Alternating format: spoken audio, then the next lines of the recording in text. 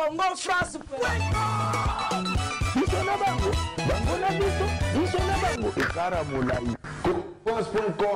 Bonjour à vous chers internautes, merci d'être branchés sur la meilleure chaîne du moment www.congofrance.com avec votre humble servante Sarah Ramazani La Chanel. Je profite pour dire bonjour à mon boss qui me suit en ce moment, monsieur Josué Didi Dipumba, la peau noire à la tête blanche, et à notre grand manager Junior Boukson Boukassa.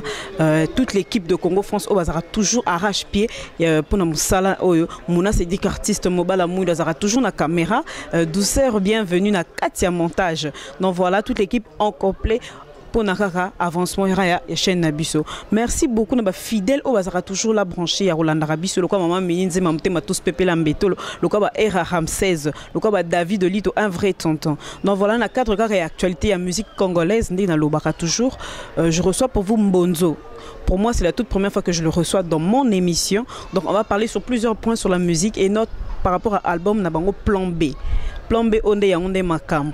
Et on t'a tout découvrir. On Plan B, on est nini. Plan B, on est la personne nini sika. Plan B, eko kanga côté nini, eko tika côté nini. Pour la 4 musique congolaise Nabiso, je reçois pour vous Mbonzo. Bonjour. Ouais, bonjour à toi, Sarah. Bonne.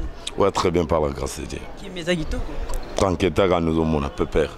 Bonzonga première fois ngana yambayo donc ba source makamusu ngana na tuna wote na kuta note na ozo kazo lelo to panzaka te si Mbonzo toke no ka mbangu po ebika vitesse nde sala ande makam Mbonzo lelo akina na caché mabe olongolisa bana bato et pas maestro Fabricas non toke no malembe non toke no malembe ba réputation de kena bongo que longo lisa bana batu et pas maestro Fabricas au salamo click na benda bango et ça monta boy benda na le plan B sur le marché yo ça la ronde une ton réputation de kena non on a évité réputation tant les autres on a évité tout le monde a évité donc Katia Mutoba ko ça monte vous avez source makamba non a source vous avez qui faut aussi comprendre que un jeune frère na biso 1.13 c'est ça ce qu'on dit ça plan B ils ont kende wap ils ont suka wap to bundi plan B bibi le 2 juillet bien sûr mais ils ont promettre orchestre oh ouais plan B maki depuis le 2 juillet donc si je trompe pas sur les 14 donc plan B en a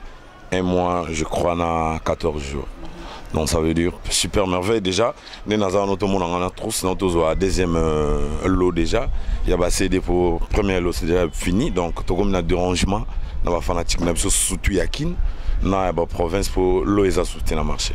Vous souka ndenge nini Mbonzo Mupanzi Tabosh Mupanzi Braton Mupanzi Dada pe Mupanzi donc atoyeba pour orchestre nyo c'est un leader nango leader nan non na plan B à bon ils a le contremaître nous tous on est les contremaîtres mais Ibrator Azali Bosso donc ngana imbarate Dada imbarate Tabosh imbarate Utoche Liboso donc on a vu que mon sapement sur la railongité mais ton limite au Ibrator Liboso parce que tu es bien tout ça.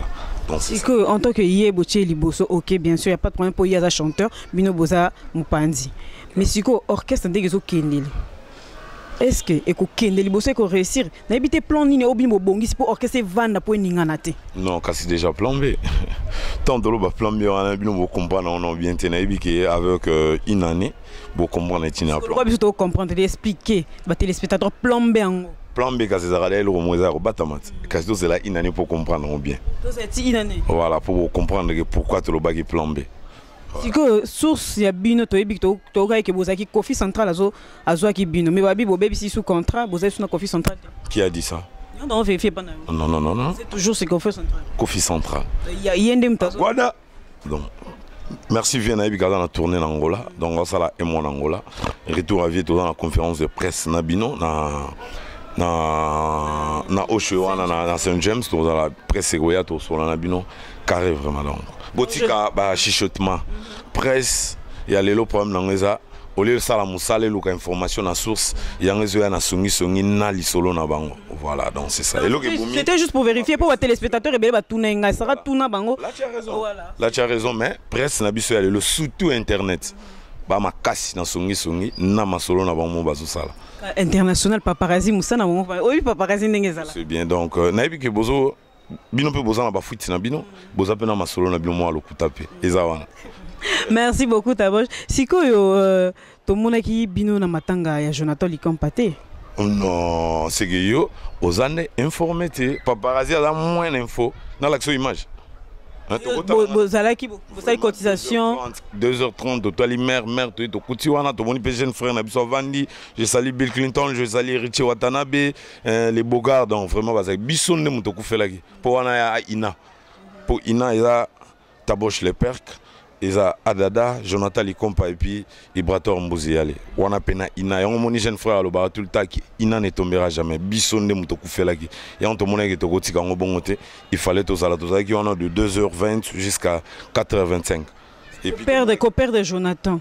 Et ça là il va te bien passer. Pour na yo. Pour na Bisson. Pour na Bino kasi. To perdre vraiment moko ya ba Ina et puis accompagnement on a. Et on te zo ça là effort. Kadi maestro pe fois kota na kati ya Jonathan Likompa. Donc on a dit que on y a ba prestation na biso ba concert na biso déjà ba comprendre que Jonathan Likompa qui était mais azapena na ba contre-maître. Merci beaucoup Taboche. Noroloba eloko susu musique na bino. Na yebi que bo t'es pas maestro. Moi ba goût na ba couleur wana et on peut en dire nazo revivre na plan B. Bon, mais ma couleur, moi, quand vous n'avez pas maïs, surtout que c'est sous couleur na bino mususu. C'est ça qui plan au monde la couleur à contre-maître. Banze moi dans le roi ba base. Moi il y a couleur et pas contre-maître moi dans la cercueil. Ceux qui kanyaka ou qui dorsal. Toi aïe ba cercueil fort et pour tout les aïe limousine tout cercueil. Tes cercueil on est là titre nanga, ils ont nzemuna. Voilà, on est nzemuna dans qui pena temps à travailler et puis na comme la première fois na comme bon donc on est zanga.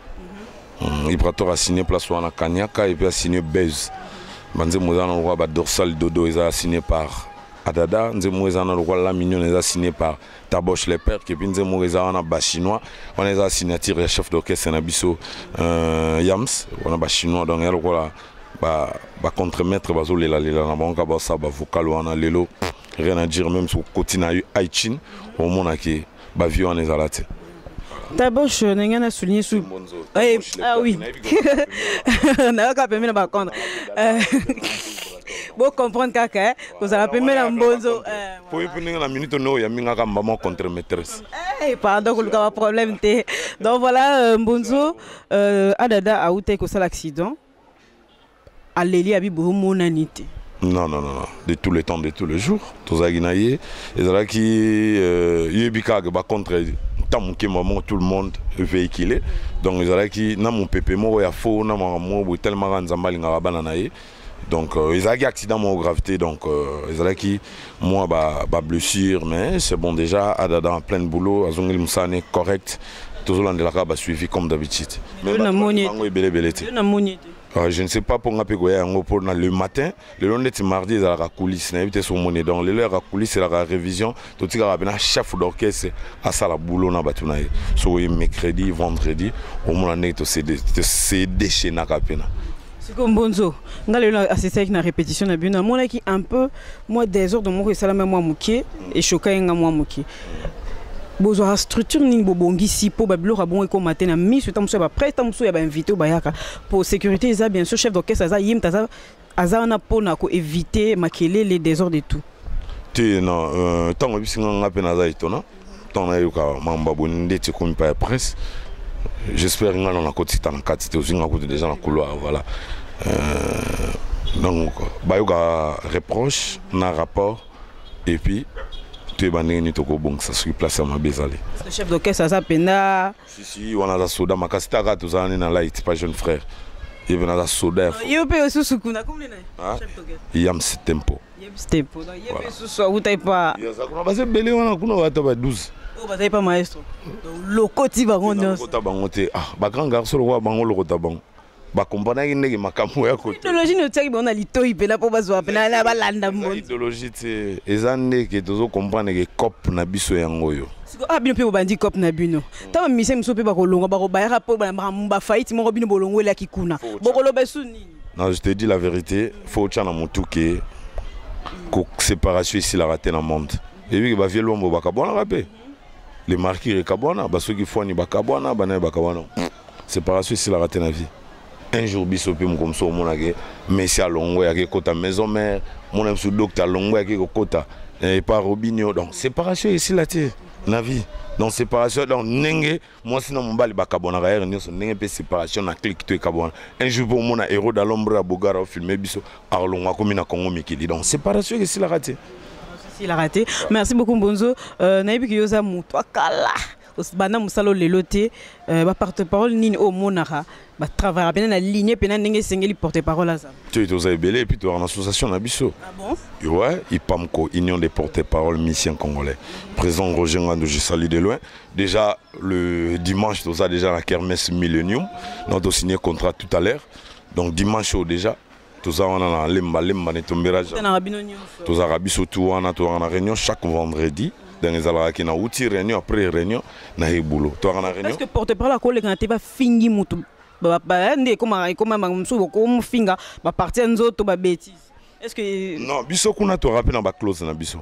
Mais tant azo finga ezaki directement sur mon porte-parole azo finga direct c'est et outil directement pas leader na. Donc on est talibiso te pour ba na rachina bango. Mais ce que y est pas na biso ngam to ala kanango ezala bena so déconner mbano yaka. Mbano pena yaka na ndenga fo. Biso yaka bongo. Merci beaucoup Mbonzo, ça fait vraiment plaisir de te recevoir sur notre très grande chaîne Congo France. Naïbi que ma réponse est belée au bino j'espère que Mbonzo va répondre. Donc ils sont toujours avec Kofi Central, toujours Makasi, album Plan B et ça sur le marché. Sur iTunes. iTunes déjà dispo, déjà tous en deux clips na YouTube, tous en bébé générique na biso Afrobeat et puis tous en Kanya Kaya on mikolo mte kanyi makamu. Ba tutu bazo le lara. Embarate mena senga ko beta mwanda. Non, ko ngala bena mission sa podium na ibi moi trop. So yi cercle au combat que Mbonzo bena dans à moi faux. Donc c'est ça. Tranquillisez-vous pour comprendre puis nous makambo belé. Ba surprise dans le plan B pour comprendre le plan B. Plan B dans la catégorie belé puis dans la version belé. Est-ce que tu peux répéter musique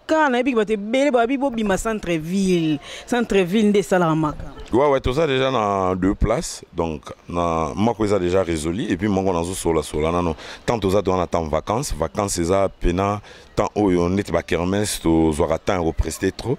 Donc, ce que tu as répété. Pour répétition, déjà, il y a demi-concert. Donc, fanatique, on a pena, on a temps à prester et là, on a cicaté. Na concert on moni ils ont fait na base à siège so continue quand les seuls orchestre répétant en climatiseur biso même si au moins dans la scène était moi ben nega sumbela yo mambo mo belé vous comprenez biso za côté ils ont coulisses tu dis que bah fidèle na biso ba yebi que pour yo kapena ba plein source fokoto mais déjà le 4 septembre après conférence de presse bah il va placer une répéta déjà de rejoindre na ville tout ça sur boulevard on a bientôt là na ko annoncer en haut tout ça sur boulevard donc on a chaque vendredi donc à partir le 10 septembre déjà to bandit to kitiville mais ah ouais goti la poya racine pivotante pour plan B à bon et salami à un hôtel Imperium et pas venir na biso Bruno yala les boss. Merci beaucoup Mbonzo. Ce que lobby la fan na bino nini contre-maîtresse pe na ba contre-maître. Ce que lobby la boni après on sou que c'est une question. Voilà donc pour l'anga on a aussi na ba contre-maître na ba contre-maîtresse tout continuer toujours à savourer plan B à bon on les albums du choix sur côté qu'on aussi mba. Au moins na ko na choix pour parce que tout ça qui peut attendre c'est pour nous réaliser l'album on va réaliser l'album dans 2 ans une année mais nous on a fait 7 mois. De janvier jusqu'à le 2 juillet. On a fait 7 mois plein et puis on a réalisé l'album. Vraiment, au sein de la diaspora, tout, les fanatiques, tout. On continue toujours. Vraiment, beaucoup de skis, les fanatiques, sont à Paris. Juste à présent, on a posé à CD. CD, juste un an pour parler, pour la duplication, producteur Nabiso, M. Kofi Olomide. Donc, on a déjà la clause. Si tout va bien déjà le fin du mois le 31 bah on a déjà na support il y a CD et puis na DVD donc on a DVD on a déjà ils ont la coffret CD il y a la chanson tout et puis na CD bah on a 3 vidéos bah on a clip il y a bébé bah on a clip il y a Kanyanka et puis clip na cercle déjà le 31 on est à jour anniversaire on a puis le jour CD Obima na Paris et puis d'ici là déjà dimanche déjà, tout ça est pas M. Roger Ngando. Samedi prochain, tout ça dans le stade de Martyr. Et puis dimanche, tout ça n'est pas venir à Barta Batomene. Donc toujours blanc, pembelo à Olemba. Olemba mbisi ozo kaba ba cercle ozo kaba ba kanya ozo kaba base ozo kaba dorsal dodo ozo kaba mignon ozo kaba base. Donc tout ça pena moi kolemba lemba. Donc dimanche prochain chez Bartha Batomene. Mais dimanche au Pena, il y a opération Lemba, Matete Ngaba, Salongo, Liban. Mamuto Salaki na Matete. Na ibi ke ozala fois 2. Pour on est à la deuxième au Soto Maki à contre-maître ce dimanche. Pour na ibi ke bat beta vendredi na samedi wana. Mais tu as okombola moi salité mo ozala wana na commune na poste. Donc ozala ka poto vérifier ce qui est ça. Image pour Mamuto Sala Matete ti lelo. Les seules images, il y a une petite répétition de 25 minutes et ils ont plus de 80 000 vies. Na jour moko le lo so coach obeti papa les barons na matete première répétition ba contre-maître tombé parce que ils a deuxième au Soto Maki ba contre-maître ce dimanche je sais pas monsieur Roger Ngando mon président j'ai sali Ipamko tombé union na ndenge moko na remercier ba collègue na ngatu ya Ipamko porte-parole na biso. Remercie non sur cette question Mbunzo Marie Golongwa no kuna me qui quand même cursus l'album ouais nazwa qui tant vraiment non te pona ki moi likolo talaka to bimisa jour moko na jupena moi attenti bana bayembi na yoga inde générique générique na yoga ki po talaka biso no talaka trace na talaka inde générique na trace so Nathalie générique ya bébé na trace mon atangela nda mon ba chepe générique wana na talaki mais album na yokite non penati Nathalie. Merci beaucoup si c'est le banana. Ouais donc merci d'abord na ba fanatique na biso tout. Continuez toujours savourer l'album du choix plan B à bon. Merci na Adela Menga Aero Million. Na Venabiso tous pepele à Mbetolo et à Mama. Na Kinshasa la mise. Je salue Venabi tout à l'heure soir dans l'hôtel du Fleuve na Ibrava siroter ensemble. Et puis na Annabelle Belle de Belle difficile à garer. Et Mary Moukeba l'argent obéir à son maître. Na Jansi Katakata Barezo. Et puis na ministre ya ranking ke bayo hein ba bi le lokateli ballon un peu aux puis donc na ba tutu balinga biso pire petit de moi toujours hein petit na dali zambota mutuka munene kanginzela azobunda toujours azmake pire petit yem tazo simma pena centralisation bien merci na yo et puis merci na Hero Dalom bazana merci na site na biso ba contre-maître tout les sels site ya rotala yango abonné à ne makambo pour m'envoyer aux oramam na source on est ensemble et puis big dédicace à toi et puis bisous à toi mon bébé Kenny Mbonzo bientôt avec papa. Kokelete Monzo. Donc voilà, c'était juste pour éclaircir sur plusieurs points avec Monzo. Ngai naebike na okaka pas vient biso Mosaka. Le quoi hier lobby que ezana bongo te ke yete mtalongoli sabana ba yete mtachaka songi to confirmer que ezana lokuta. C'est bon. Si. A confirmer que ezana lokuta. Ba grand garçon ba ça et puis ba responsable. A que longa ça la coupe mona loenge. Yo ko mona mujomo ba ça la même sous na Pelu Store. Animé na a ça na coin mo na super wana ça la maki. A préféré ni. Mutum donne un point de vue. Pelu Store. Donc faut qu'on a bien que bi bende bimara na par rapport à compte. Parce que autant on monnaie que ba grand garçon tout ba na 4 ba nimi ba za la ba contre. Donc ça veut dire ba comprendre ba yebi nini ba lingi. Puis ba yebi nini ba zo sala ba yebi nini ezo promettre. Pour moi je te dis plan B to pesa une année. Une année nazo pesa album une année mais nazo pesa au satiro ya ba contre-maître une année. Tant de fêter une année na biso ozala c'est le 1er janvier 2018 une année à ba contre-maître. To fêter voilà to fêter yango et puis on comprendre ba merveille nini oyo nkolo au sala pour bola mon nzambe za mo belé quoi. J'espère que ça nzambe biso to solo bila. Donc voilà, merci beaucoup Mbonzo pour merci à toi. Na yebi ke za mbala ya sukate mais na osenga dimanche ozala. Mais ça doit être les lemba mais soki oya to tindeli biso ka chasseur de image wana asa biso mo bien poya za vraiment de tous les temps pour la contre-maître fort pour y pour contre-maître si na yebete ke muna de contre-maître. Donc voilà, merci beaucoup à tous les téléspectateurs au bazu pena temps ya Rolanda ça ramasse na chaîne. C'était juste pour éclaircir par rapport à plusieurs points oyo bato loba ki Mbonzo yemta longoli sabana ba to orchestre le loba suki wa le bazo ki na wa pour plomber dans le marché mais ezo ningana te na marché. Donc voilà, lui il a répondu qu'il a rien à voir ba mikolo ba mikete à co forcer bonté Ndenge Salaka orchestre Nyosetambola. Bon, donc voilà, merci à tous les fidèles internautes au bazar, toujours là branché Hollanda Congo France. Merci Nabino le quoi R Ramsès, le seul et l'unique, il n'y a pas de comme toi. David Olito, un vrai tonton, et Oumé Langwene Nayo, mon vieux Faustin Kambabari Nakatarota, Jires Mabiala, un vrai londonien. Bambo tel moment mininze mon thème tous peuple d'Ambeto en vacances à Kinshasa bientôt aux Zonganae.